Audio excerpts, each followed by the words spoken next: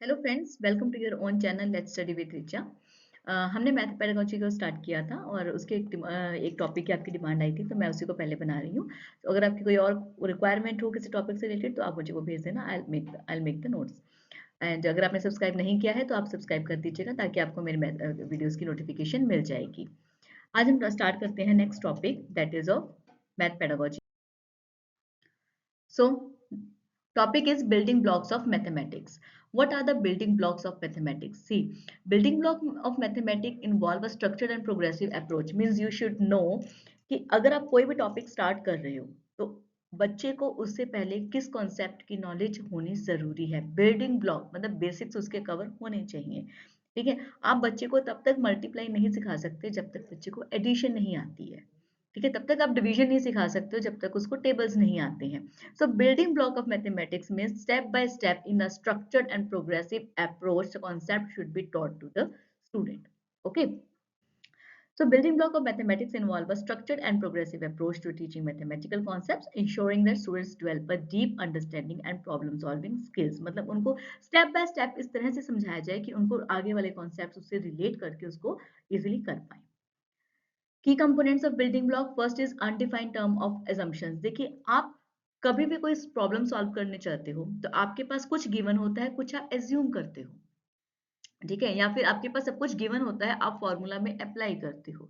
ठीक है, कुछ ना कुछ तो अनडिफाइंड टर्म्स होती हैं, तो आप जो टर्म आपको फाइंड आउट करनी है उसको सॉल्व करने के लिए भी अगर आपको एक अनडिफाइंड टर्म चाहिए, दैट यू आर एज्यूमिंग। ठीक है, so undefined term of mathematics which are accepted and used on the logic that it is not possible to define everything and one has to start from something. ठीक है, जैसे कि अगर हम simple interest का formula लगाते हैं तो उसमें आपके पास प्रिंसिपल, रेट और टाइम होना चाहिए। अगर आपके पास तीनों में से एक भी चीज नहीं है तो आप उस फॉर्मूले, आपके पास चार में से कोई तीन वैल्यू तो गिवन होंगी। ठीक है, simple interest, principal, rate, time and simple interest, principal, rate and time, four items are there. So any three will be given to you and you have to find out four. अगर आपके पास दो items given होंगी तो दो में से कोई एक आपको एज्यूम करनी पड़ेगी। ठीक है, so next is definitions, technical terms that are defined using the undefined term. मतलब कुछ डेफिनेशंस ऐसी होती हैं जो आपको एज इट इज अप्लाई करनी होती हैं। Okay, postulates the statements which are accepted as true in a particular system without stressing on their proofs are labeled as postulates. अब अगर मैं एक एग्जांपल लेती हूँ, a plus b का whole square is equal to a square plus b square plus 2ab. You are applying the formula. Okay, you are not focusing on or you are not stressing on their proof कि आपको पहले proof करना पड़ेगा, आप सीधा formula apply कर सकते हो। So these are the postulates which are not required to mention that which formula you have used. You can apply them according to your need. But in some formulas you have to apply which theorem you are applying. Okay, so propositions, a proposition may be defined as something proposed or offered for consideration or acceptance। मतलब आप कुछ ना कुछ assume करके चलते हो कि इसके लिए हमें ये चाहिए। Axiom is a proposition regarded as a self evident truth। मतलब वो होता ही है, self evident है, आप उसको किसी भी तरह के प्रूफ करने की रिक्वायरमेंट नहीं होती। Hypothesis, a tentative assumption made to draw out and test its logical and empirical consequences। Hypothesis के ऊपर ऑलरेडी एक डिटेल्ड वीडियो बन चुकी है, चैनल पर है, अभी दो दिन पहले मैंने डाली थी, आप देख लीजिएगा। ओपन क्वेश्चंस आर लाइक कि अगर मैं एक क्वेश्चन देती हूँ एक बच्चे को, 5 + 6 = 11, proof it, then it is open question. सबको पता है 5 + 6 = 11 होते हैं। अब इसको प्रूफ करने के लिए बच्चे कोई भी एग्जांपल ले सकता है, स्टिक्स से दिखा सकता है, फिंगर्स में काउंटिंग करके दिखा सकता है, या कोई टॉफिस के एग्जांपल लेके दिखा सकता है। और कोई कहेगा कि 11 - 6 भी तो 5 होते हैं, सो 5 + 6 = 11। So these are called the open questions. There are situations arising in the study of mathematics and also in our day-to-day life where we may be confronted with or have to make use of the declarative statements expressed in meaningful sentences. Okay, that can be proved both true or false. So these sentences are referred to as open sentences and stand as quite free and open for being accepted or rejected. अब 5 + 6 11 होता है, दूसरा बच्चा कहेगा नहीं जी हम तो 11 - 6 = 5 मानेंगे। है तो दोनों ही ट्रू ना। So next is quantifiers. There are two type of quantifiers like universal and existential quantifier. Uh, while universal quantifiers provide universal quantification and the existential quantification is provided through existential quantifiers. Mathematical theorem like Pythagoras theorem, triangles property, ठीक है, these must to be aware by the student. Variants of mathematical theorems, जो ये converse of the theorem, inverse of the theorem, additive inverse of the fraction, तो ये सब की knowledge बच्चे को पहले होनी चाहिए इनका कॉन्सेप्ट स्टार्ट करने से पहले, ठीक है। नंबर सिस्टम लाइक काउंटिंग, हर नंबर सिस्टम में आप ये चीजें भी इनमें इंक्लूड कर सकते हो बिल्डिंग ब्लॉक्स में, अगर आप पीआरटी लेवल पे या टीजीटी लेवल पे एग्जाम दे रहे हो तो understanding the concept of numbers and counting is fundamental. This includes counting to forward and backward. अब बच्चे को काउंटिंग तो आनी चाहिए ना पहले, फिर उसमें फॉरवर्ड और बैकवर्ड लोगे, स्किप काउंटिंग स्टार्ट करोगे, ठीक है। और प्लेस वैल्यू फेस वैल्यू बताओगे बच्चे को कि प्लेस वैल्यू कौन सी होती है और कैसे उसको हम कैलकुलेट करते हैं, ठीक है। तो उससे पहले बच्चे को नंबर सिस्टम आना चाहिए।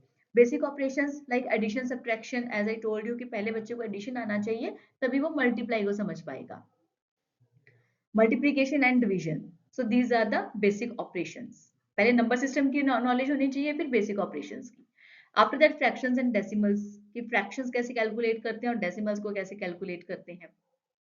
Geometry, shapes and spatial relationships and measurement. अब ज्योमेट्री में तो दोनों चीजें आ जाएंगी ना, आइडेंटिफाइंग एंड क्लासिफाइंग शेप्स की कौन सी शेप किसके बीच किस में हम कैटेगराइज कर सकते हैं।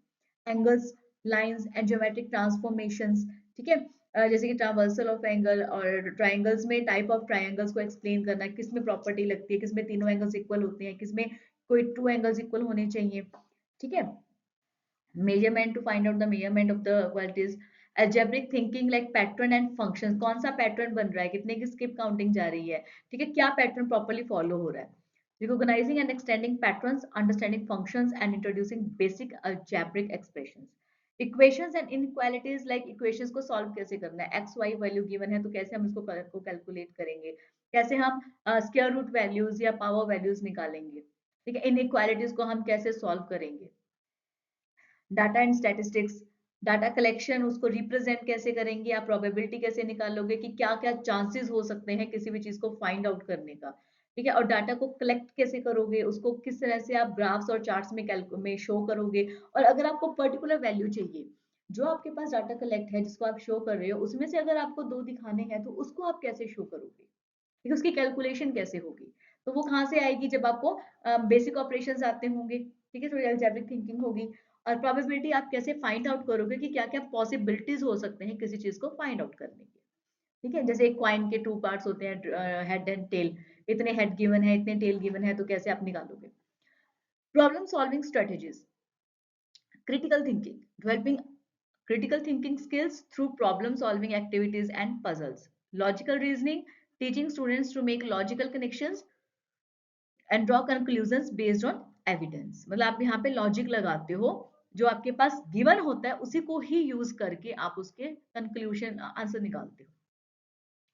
Mathematical reasoning and proof, logical deduction, encouraging students to use logical deductions to solve problems and prove mathematical statements। मतलब कि जो आपके पास गिवन था और जो थ्योरम्स, पर्टिकुलर थ्योरम को आप यूज करते हो, यहाँ पे मैथमेटिकल रीजनिंग एंड प्रूफ की बात की है ना, तो जैसे कि पाइथागोरस थ्योरम है, आप उसको प्रूफ भी कर सकते हो और आप उसको यूज भी कर सकते हो।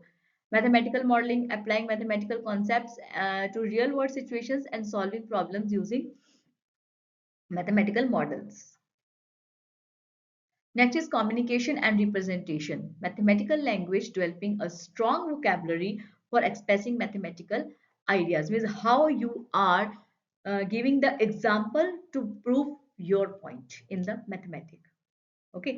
Representation using various forms of representation like diagram, chart, graphs to convey mathematical concepts. Technology integration, digital tools, integrating technology to enhance mathematical understanding and solve problems.